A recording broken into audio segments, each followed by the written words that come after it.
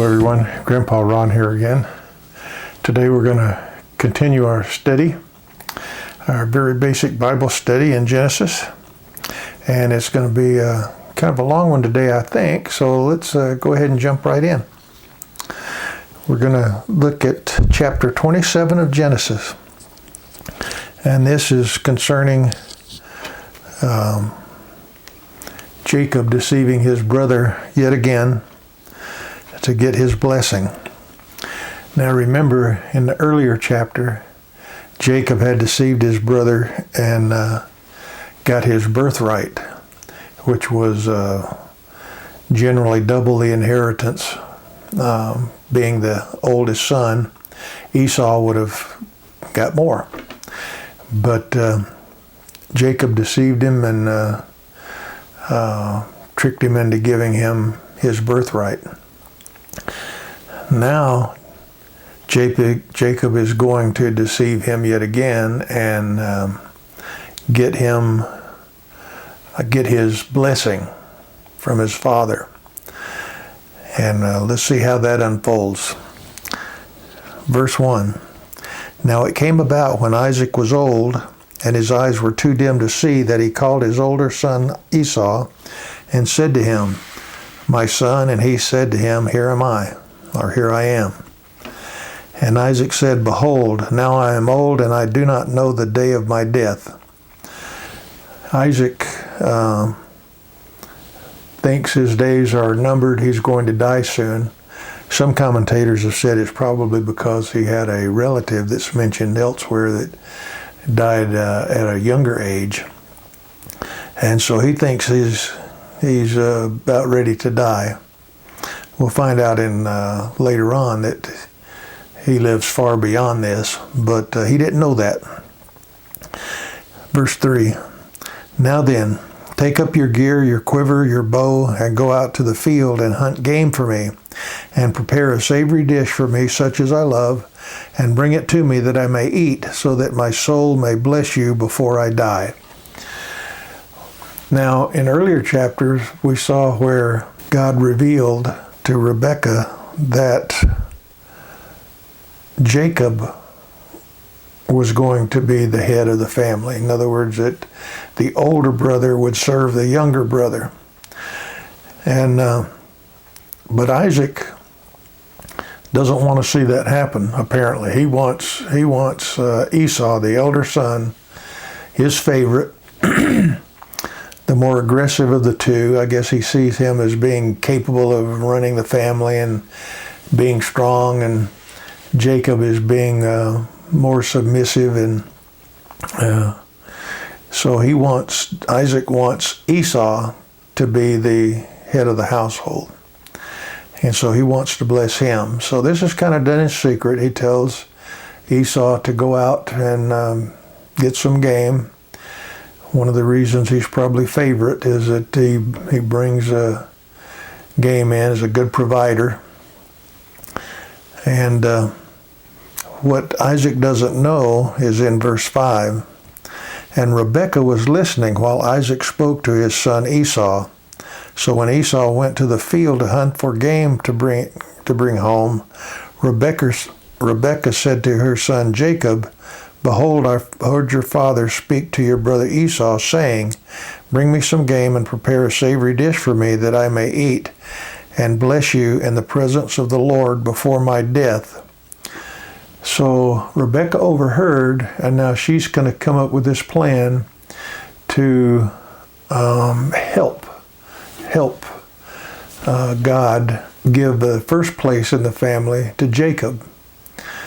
And even though her heart's in the right place, you see this web being weaved here where there's no patience to see what God does, to how he works this out. They're going to insert themselves to help God along, and through deception and lying and things like that. And they're going to pay a price down the road for that. But God is going to continue to work in the background. His will is going to be done. His way would be best, but even though Rebekah's heart is in the right place, I suppose, her way is not the best way. Okay? So let's see what happens. Verse 8, "Now therefore, my son, listen to me as I command you. Go now to the flock and bring me 2 choice kids from there, that I may prepare them as a savory dish for your father, such as he loves. Then you shall bring it to your father, that he may eat, so that he may bless you before his death." So she's got a plan where he's going to impersonate Esau and try to steal this blessing from Isaac. Verse 11, "And Jacob answered his mother Rebekah, Behold, Esau my brother is a hairy man, and I am a smooth man. Perhaps my father will feel me, then I shall be a deceiver in his sight, and I shall bring upon myself a curse and not a blessing." Well, that's correct analysis of the situation, I guess. Verse 13, "But his mother said to him, Your curse be on me, my son, only obey my voice, and go get them for me. So he went and got them and brought them to his mother, and his mother made savory food such as his father loved. Then Rebekah took the best garments of Esau, her elder son, which were with her in the house, and put them on Jacob, her younger son. And she put the skins of the kids on his hands and on the smooth part of his neck. She also gave the savory food and the bread which she had made to her son Jacob." So she's got a pretty elaborate plan here, and Jacob's going along with it. We're going to see how this all works out. Verse 18, "Then he came to his father and said, My father. And he said, Here I am. Who are you, my son? And Jacob said to his father, I am Esau, your firstborn. I have gone as you told me. Get up, please, and sit and eat of my game, that you may bless me." So if you or I were in this situation, we'd be kind of nervous, but Jacob, I guess, has become used to fabricating and lying and manipulating, so he's the smooth character here. And Isaac said to his son in verse 20, "How is it that you have it so quickly, my son?" And he said, because the Lord your God caused it to happen to me. So he's even getting deeper. He's actually involving God in this deception. Oh my goodness. Verse 21, "Then Isaac said to Jacob, Please come close, that I may feel you, my son, whether you are really my son Esau or not." So he's a little suspicious of this, what's going on here. Okay. Verse 22, "So Jacob came close to Isaac his father, and he felt him and said, The voice is the voice of Jacob, but the hands are the hands of Esau. And he did not recognize him, because his hands were hairy like his brother Esau's hands. So he blessed him. And he said, Are you really my son Esau? And Jacob said, I am." So he gets deeper in the lie. One lie leads to another lie. Verse 25.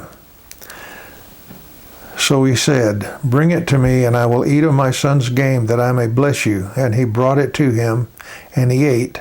He also brought him wine, and he drank. Then his father Isaac said to him, Please come close and kiss me, my son. So he came close and kissed him, and when he smelled the smell of his garments, he blessed him and said." So here's the blessing, continuing in verse 27.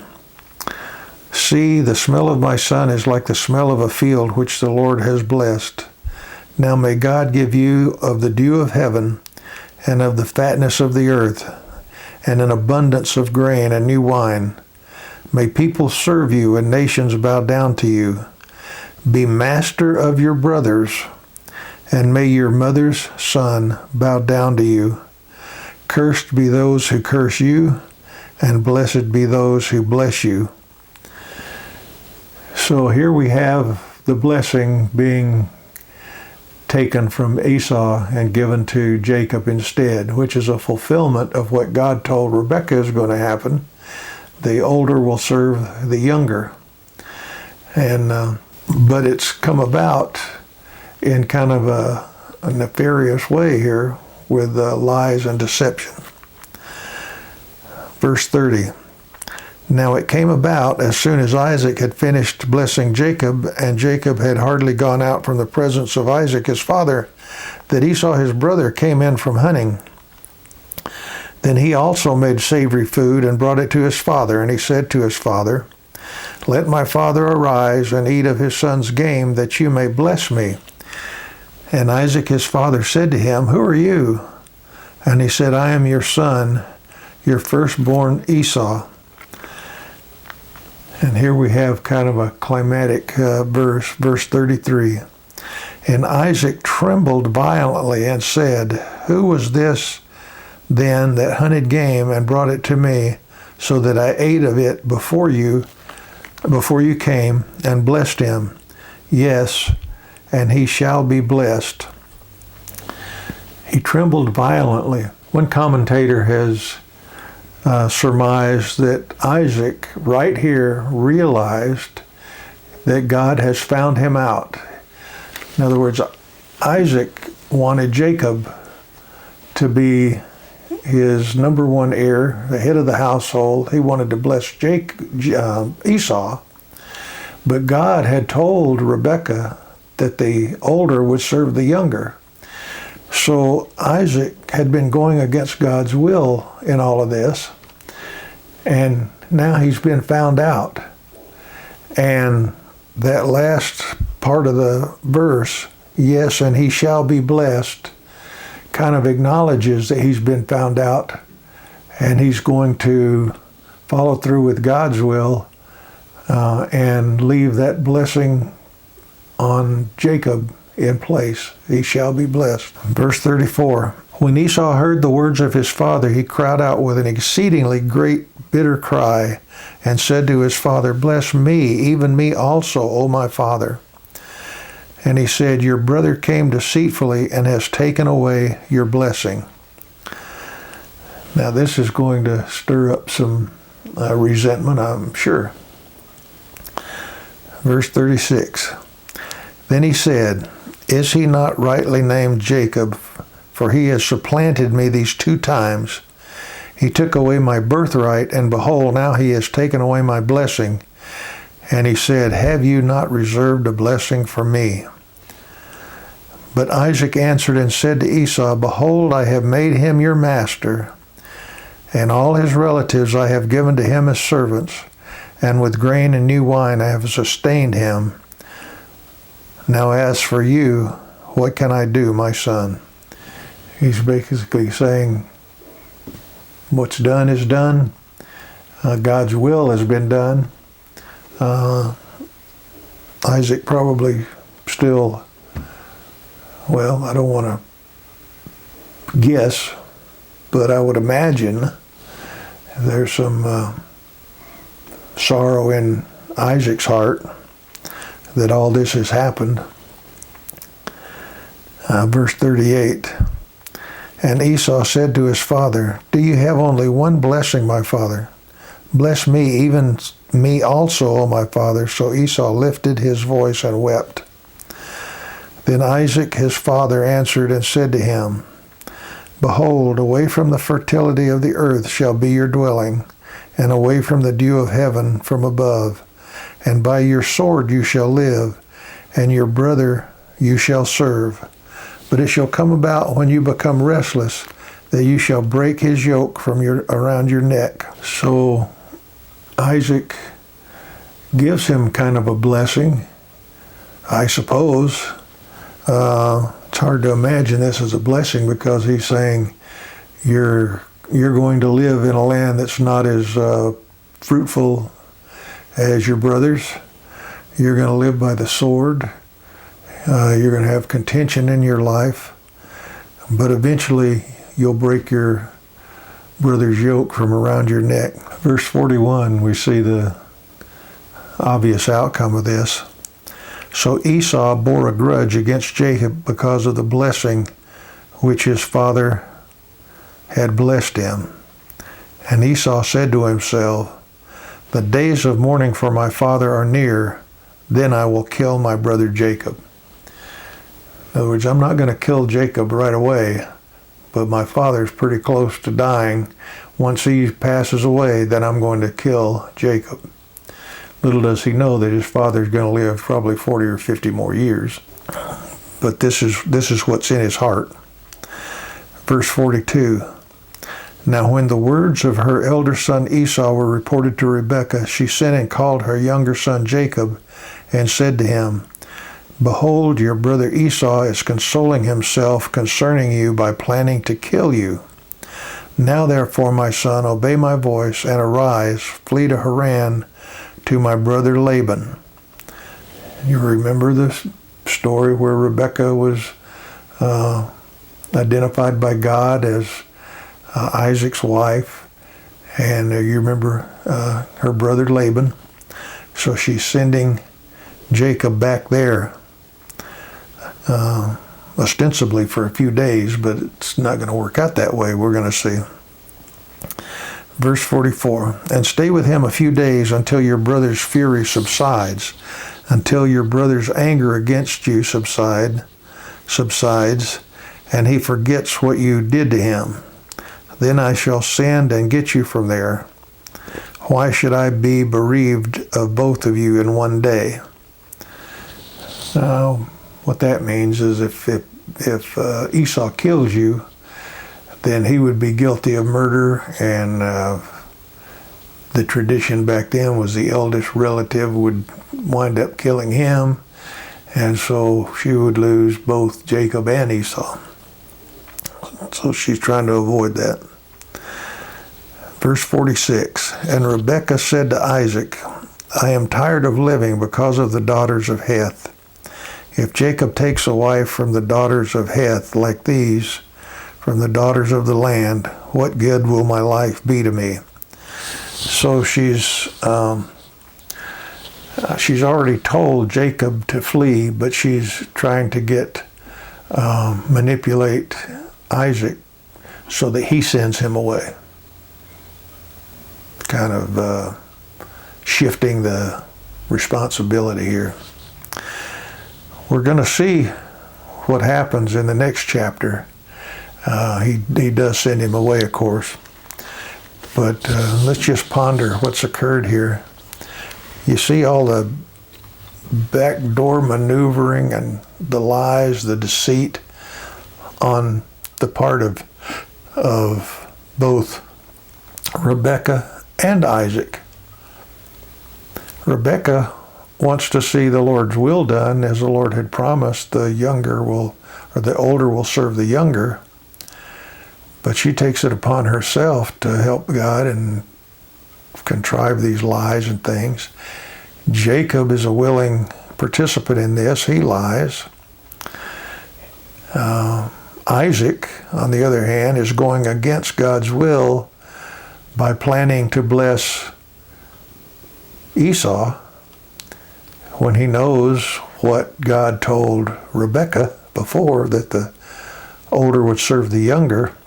So we have all these personal desires. It's almost like a soap opera that we see on TV.